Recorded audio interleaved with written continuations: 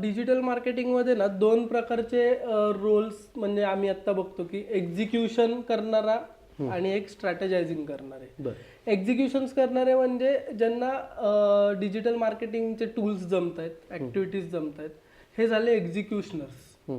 आणि एक भाग येतो स्ट्रॅटेजायझिंग.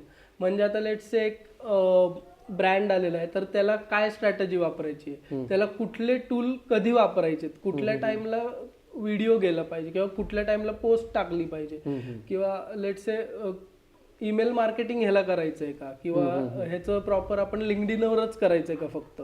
ह्या सगळ्या गोष्टी ज्या करायला लागतात ते स्ट्रॅटेजिक मध्ये करायला लागतात. आणि माझं असं म्हणणं आहे की एक्झिक्युशन तर आजकाल कोणी करू शकतं, सगळ्यांनाच जमतं एक्झिक्युशन करायला, पण स्ट्रॅटेजी मध्ये जेव्हा तुम्ही वर्क करता ना, ज्यांचं मार्केटिंग फील्ड आहे त्यांना इझिली स्ट्रॅटेजायझिंग मध्ये करायला सोपं जातं.